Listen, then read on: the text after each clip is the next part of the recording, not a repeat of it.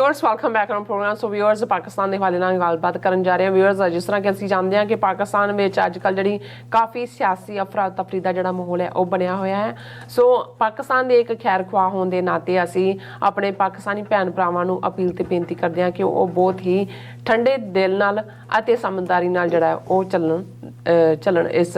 जिदा जो भी अजकल जो माहौल चल रहा है पाकिस्तान के विच। सो इस बारे आप गलबात करन जा रहे हैं। सो असीं चाहांगे कि तुसीं इसी तरह बने रहना। देखण सुनने या लिखण लई तुहाडा सब दा बहुत बहुत शुक्रिया जी। डॉक्टर साहब की कहना चाहोगे?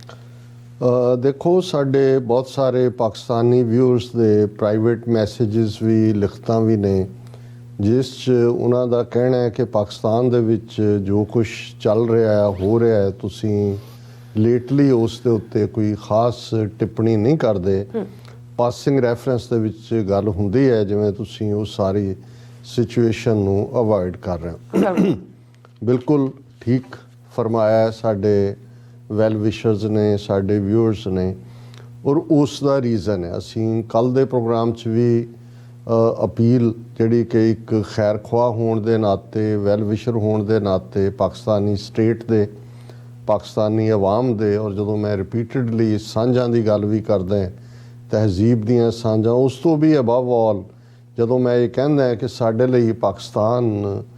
पाक धरती है क्योंकि साडा मक्का ते मदीना ननकाना साहब करतारपुर साहब पाकिस्तान च ने और असी शुक्रगुजार भी हैं कि इन्हां थावां दी ठीक साਂਭ संभाल भी हो रही है। और जिवें 9 नवंबर 2019 नूं करतारपुर साहब कॉरीडोर खोलिया जाता है 70 साल दी सिख कौम दी अरदास दुआ कबूल हुंदी है और असी जिहड़ा समुची सिख कौम पाकिस्तान प्रति इस सारे बेशक कोविड दे चलते हैं 2 साल पाबंदियां रही हैं पर असी हर सिख जिहड़ा उस धरती ते जांदा है वो पाकिस्तान दे लोकां दी मुहब्बत उन्हां दा निष्काम प्यार और सिखां प्रति उन्हां दी एक सत्कार वाली भावना और इहदे च कोई शक नहीं है कि जदों असी ईवन अमरीका की गल भी करते हैं एक अमेरिका है जिहड़ी अमेरिकन स्टेट है फिर अजकल एक लफज होर इस्तेमाल होना शुरू हो गया है इंटैलीजेंस एजेंसियां दा जिहड़े लोग डीप स्टेट वो बहुत बार पेंटागन नाल जोड़ के डीप स्टेट हुंदा है। एक फिर पोलीटिकल पार्टीज़ दियां पॉलिसीज़ ने ट्रंप दी की सी बाइडन दी की सी किने पोलराइज किधर नूं कीता है लेकिन इस कोई शक नहीं है कि जे तुसीं इस नूं पासे रख दिओ कि स्टेट अमेरिका दी किवें टाइम टू टाइम जिहड़ी है वो बिहेव करदी है तो जे तुसीं अमेरिकन अवाम देखोगे अमेरिकन लोग कॉमनली तो तुहानूं लगेगा कि नहीं ये 2 अमरीका ने एक उन्हां दी डीप स्टेट जां ओपीनियन मेकर लॉ मेकर वखरे ने आम अवाम वखरा है और इस दा इजहार असी जदों पोस्ट 9/11 हेट क्राइम शुरू हुए और सिख क्योंकि विजिबली दस्तार और दाड़ी दे नाल विजिबिलिटी सी मर्डर शुरू पहला 3-4 दिन बाद मैसा अरीजोना दे विच जसपाल सिंह दा मर्डर होया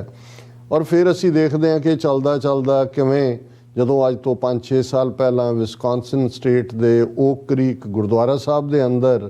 6 सिख जिन्हां च एक बीबी भी शामिल सन उन्हां नूं एक गोरे नस्लवादी ने मारिया। हुण एक पासे वो नफरत दी दुनिया हुंदी है दूसरे पासे असी देखिया कि किवें कॉमन अमेरिकन इस सारे तो बाद यही मैसा अरीजोना मैं विजिट जदों कीता तो वड्डी गिणती च अमेरिकन और जिथे वो मर्डर होया उत्थे उन्होंने फुल्लां दे ढेर लाए हुए सी और उन्होंने एक जिहड़ा है बिल्कुल श्रद्धांजलि समारोह कन्वर्ट कर दिता सी यही विस्कॉन्सन दे विच सी। और ईवन ट्रैवल करते हैं हालां कोई आम बंदे कई बार जे हवाई जहाज़ तो तुसीं जा रहे हो कॉमन जिहड़ा वाइट अमेरिकन कोई आके जां ब्लैक अमेरिकन तुहानूं I am sorry what is happening to your people so इहदे तो असीं अंदाज़ा लाते हैं कि भी एक डिफरेंट लाइन है। और अज जदों असीं पाकिस्तान दे अपने भरावां भैणां नूं एक पैशनेट अपील क्योंकि अपील इसलिए पैशनेट है कि खैर खुआ होने दे नाते मैं ये महसूस कर रहा हैं कि जिस पासे वल पाकिस्तानी सोसाइटी समाज जा रहा एक पासे अदारे ने अदारियां दे विच उन्हां दी नैशनल असैंबली है जां उन्हां दे इलैक्शन कमीशन है जां उन्हां दा कोर्ट सिस्टम है और जिस जदों एस्टैबलिशमेंट का जिक्र हुंदा है ਤੇ ਜ਼ਾਹਰ ਹੈ ਰੈਫਰੈਂਸ ਪਾਕਿਸਤਾਨ ਦੀ ਫੌਜ ਨੂੰ ਹੁੰਦੀ ਹੈ। ਔਰ ਇਸ ਦੇ ਉੱਤੇ ਵੀ ਕੋਈ ਦੋ ਰਾਵਾਂ ਨਹੀਂ ਨੇ ਕਿ ਜੇ ਪਾਕਿਸਤਾਨ ਦੀ ਇਹਨਾਂ ਲਗਭਗ 75 ਸਾਲ ਦੀ ਤਾਰੀਖ ਦੇਖੀਏ ਤੇ ਅੱਧਾ ਵਕਤ ਫੌਜ ਦਾ ਸਿੱਧਾ ਕੰਟਰੋਲ ਰਿਹਾ ਔਰ ਬਾਕੀ ਵਕਤਾਂ ਦੇ ਵਿੱਚ ਵੀ ਇੱਕ ਗੱਲ ਦਾ ਧਿਆਨ ਰਿਹਾ ਕਿ ਇਹਦੇ ਬਾਵਜੂਦ ਜਦੋਂ ਅਸੀਂ ਜਮਹੂਰੀਅਤ ਦੀ ਜਾਂ ਦੂਸਰੇ ਦੀ ਗੱਲ ਕਰਦੇ ਹਾਂ, ਹਰ ਸੁਸਾਇਟੀ ਦੀਆਂ ਆਪਣੀਆਂ ਲੋੜਾਂ ਨੇ, ਹਰ ਸੁਸਾਇਟੀ ਦੇ ਵਿੱਚ ਉਹਨਾਂ ਦੀ ਜਿਹੜੀ ਤਹਿਜ਼ੀਬ ਹੈ ਉਹਦਾ ਇੱਕ ਪਿਛੋਕੜ ਹੈ, ਮਜ਼ਹਬ ਦਾ ਇੱਕ ਆਪਣਾ ਰੋਲ ਹੈ ਔਰ ਲੋਕਾਂ ਦੀ ਤਰਬੀਅਤ। ਹਰ ਸਿਸਟਮ ਹਰ ਥਾਂ ਫਿੱਟ ਨਹੀਂ ਹੁੰਦਾ। ਅਮਰੀਕਾ ਨੇ 20 ਸਾਲ ਫੌਜ ਅਫਗਾਨਿਸਤਾਨ 'ਚ ਰੱਖ ਕੇ ਉਹਨੂੰ ਜਮਹੂਰੀਅਤ ਬਣਾ ਲਿਆ। ਉਹ ਜੋ ਉਹਨਾਂ ਦਾ ਸੀ ਕਿ ਜੀ ਅਸੀਂ ਇਰਾਕ, ਹੁਣ ਇਰਾਕ ਦੇ ਵਿੱਚ ਵੀ ਇਹ ਤੁਰੇ ਤੇ ਅਸੀਂ ਸਾਰੇ ਜਮਹੂਰੀਅਤ ਬਣਾਉਣ ਉੱਥੇ ਬਣ ਗਏ। ਸੋ ਸਾਨੂੰ ਇਹ ਦੇਖਣਾ ਪਏਗਾ ਵੀ ਹਰ ਖਿੱਤੇ ਦੇ ਵਿੱਚ ਕੁਛ ਨਾ ਕੁਛ ਜਿਹੜਾ ਉਹਨਾਂ ਦਾ ਆਪਣਾ ਔਰ ਉਹਨਾਂ ਲੋਕਾਂ ਨੇ ਡਿਸਾਈਡ ਕਰਨਾ ਹੁੰਦਾ ਹੈ। ਇਹ ਵੀ ਇੱਕ ਰੀਜ਼ਨ ਹੈ ਕਿ ਜਦੋਂ ਕੋਈ ਸੁਸਾਇਟੀ ਟਰਮੋਇਲ 'ਚ ਹੁੰਦੀ ਹੈ, ਕੁਛ ਚੀਜ਼ ਚੱਲ ਰਹੀ ਹੁੰਦੀ ਹੈ, ਕੁਛ ਟੁੱਟ ਭੱਜ ਹੋ ਰਹੀ ਹੁੰਦੀ ਹੈ, ਤੇ ਦੋ ਤਰ੍ਹਾਂ ਦੀਆਂ ਹੀ ਹੋਪਸ ਹੁੰਦੀਆਂ ਨੇ। ਇੱਕ ਤਾਂ ਇਹ ਹੈ ਕਿ ਇਹਦੇ 'ਚੋਂ ਕੋਈ ਚੰਗਾ ਨਿਕਲੇਗਾ, ਕੋਈ ਨਵਾਂ ਨਿਊ ਹੋਏ, ਪਰ ਇਸ ਗੱਲ ਦਾ ਫੀਅਰ ਵੀ ਹੁੰਦਾ ਹੈ ਕਿ ਜਦੋਂ ਬਹੁਤ ਸਾਰੇ ਐਲੀਮੈਂਟ ਤੁਹਾਡੇ ਨੈਗੇਟਿਵਿਟੀ ਵਾਲੇ ਚੱਲ ਰਹੇ ਹੋਣ ਜਾਂ ਆਲਾ ਦੁਆਲਾ ਇਸ ਕਿਸਮ ਦਾ ਹੋਏ ਤੇ ਤੁਸੀਂ ਜਿਸ ਸਿਚੁਏਸ਼ਨ 'ਚੋਂ ਉਸ ਤੋਂ ਵਰਸਟ ਵੀ ਜਾ ਕੇ ਡਿੱਗ ਸਕਦੇ ਹੋ। ਬਿਲਕੁਲ। ਹੁਣ ਜੇ ਪਾਕਿਸਤਾਨ ਦੇ ਹਵਾਲੇ ਨਾਲ 75 ਸਾਲ ਦੀ ਗੱਲ ਕਰੀਏ, ਹਾਲਾਂ ਜਦੋਂ ਇਹ ਪ੍ਰੋਫੈਸਰ ਇਸ਼ਤਿਆਕ ਅਹਿਮਦ ਜਿਹੜੇ ਇੱਧਰ ਯੂਰਪੀਅਨ ਕੰਟਰੀ ਦੇ ਵਿੱਚ ਬੈਠੇ ਨੇ, ਉਹਨਾਂ ਨੇ ਪਾਕਿਸਤਾਨ ਇਹ ਗੈਰੀਸਨ ਸਟੇਟ ਨਾਂ ਦੀ ਕਿਤਾਬ ਜਿਹੜੀ ਆ ਉਹ ਲਿਖੀ ਤੇ ਉਹਨਾਂ ਨੇ ਈਵਨ ਪਾਕਿਸਤਾਨ ਦੀ ਹੋਂਦ ਨੂੰ ਹੀ ਇਸ ਗੱਲ ਦੇ ਨਾਲ ਜੋੜ ਦਿੱਤਾ ਹੈ ਕਿ ਜੀ ਇੱਕਦਮ ਜਿਹੜਾ ਬ੍ਰਿਟਿਸ਼ ਕਲੋਨੀਅਲਸ ਦਾ ਵਰਤਾਰਾ ਟੁਵਰਡਸ ਫੇਵਰਿੰਗ ਪਾਕਿਸਤਾਨ ਹੋਇਆ ਇਸ ਲਈ ਕਿਉਂਕਿ ਉਹਨਾਂ ਨੂੰ ਲੱਗਾ ਕਿ ਵੀ ਜਿਹੜਾ ਬਲੌਕ ਬਣ ਰਹੇ ਨੇ ਸੋਵੀਅਤ ਯੂਨੀਅਨ, ਇਹ ਤਾਂ ਠੀਕ ਹੈ ਪੋਲਰਾਈਜੇਸ਼ਨ ਰਾਈਟ ਅਵੇ ਸ਼ੁਰੂ ਹੋ ਗਈ ਸੀ, ਨਵੇਂ ਸੋਵੀਅਤ ਯੂਨੀਅਨ ਔਰ ਅਮਰੀਕਾ ਔਰ ਈਵਨ ਜਰਮਨ ਨੂੰ ਬਰਲਿਨ ਨੂੰ ਲੈ ਕੇ ਔਰ ਜਿਹੜੀ ਕਸ਼ੀਦਗੀ ਸੀ ਰੂਜ਼ਵੈਲਟ ਦੇ ਵਿਚਾਲੇ ਔਰ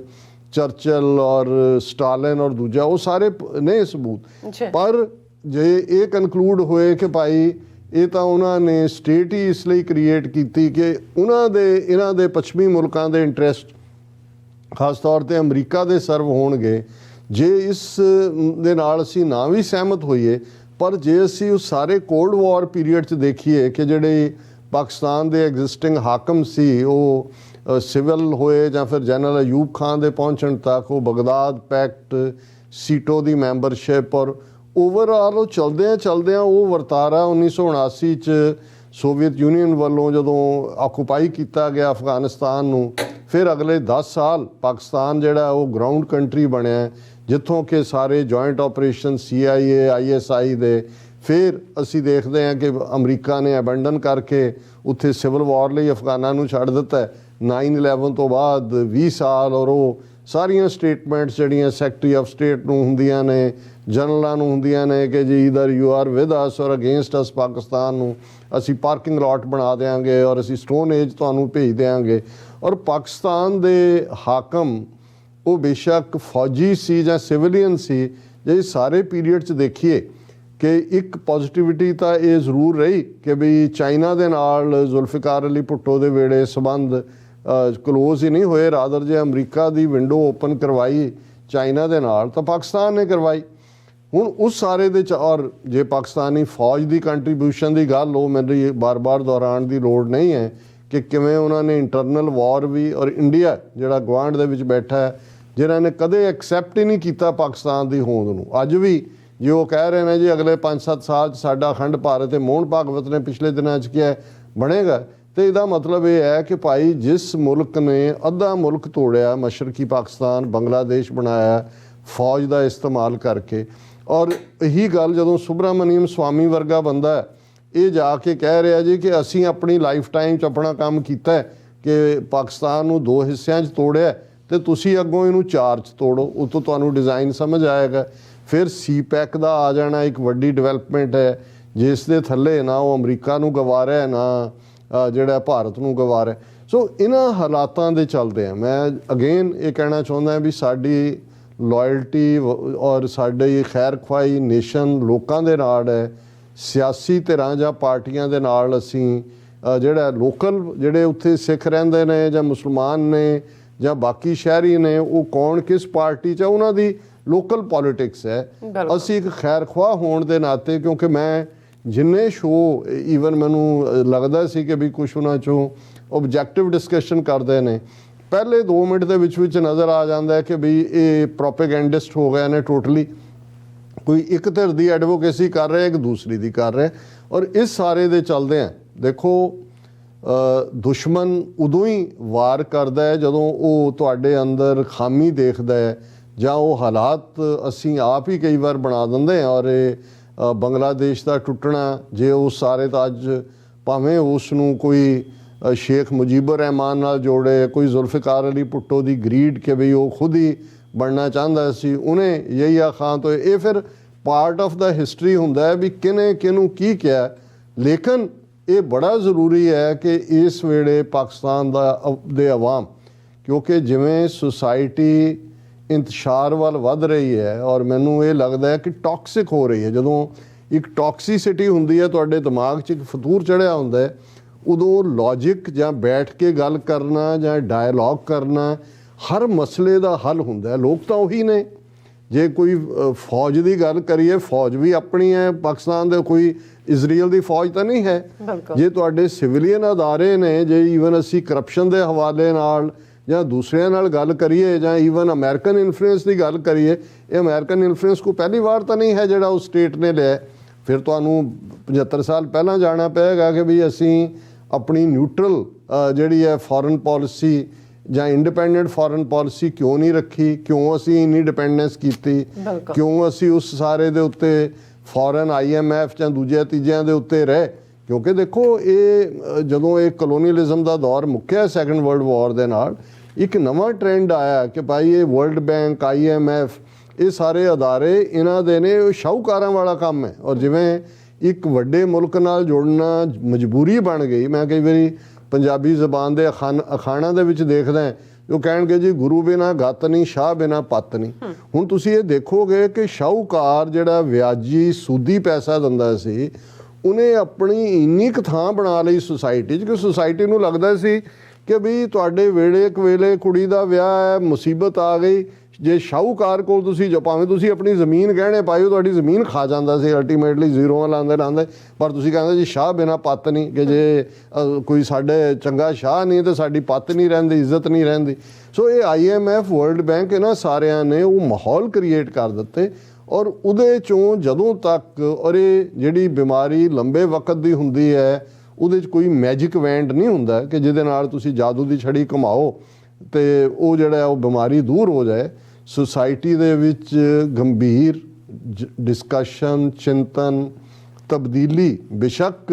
ਕਿਸੇ ਪਾਸੇ ਵੀ ਉਹ ਤਬਦੀਲੀ ਜਾਏ, ਪਰ ਮੇਰਾ ਤਾਂ ਇੰਨਾ ਕੀ ਕਹਿਣਾ ਹੈ, ਕਿਉਂਕਿ ਸਾਡੇ ਵੀਰ ਬਾਰ-ਬਾਰ ਜਦੋਂ ਲਿਖਦੇ ਨੇ ਤਾਂ ਮੈਨੂੰ ਲੱਗਿਆ ਕਿ ਵੀ ਇਹ ਨਾ ਲੱਗੇ ਕਿ ਅਸੀਂ ਉਸ ਸਾਰੇ ਦਰਦ ਨੂੰ ਸਮਝਦੇ ਹਾਂ, ਫਿਕਰਮੰਦ ਹੈ। ਔਰ ਮੈਨੂੰ ਇਹ ਲੱਗਦਾ ਹੈ ਕਿ ਭਾਈ ਇਹ ਕਿਸੇ ਪਾਸੇ ਵੀ ਇਹ ਜਿਹੜਾ ਟੌਕਸਿਕ ਮਾਹੌਲ ਬਣਿਆ ਹੋਇਆ ਹੈ, ਇਹ ਸੁਸਾਇਟੀ ਦੇ ਵਿੱਚ ਫਰਦਰ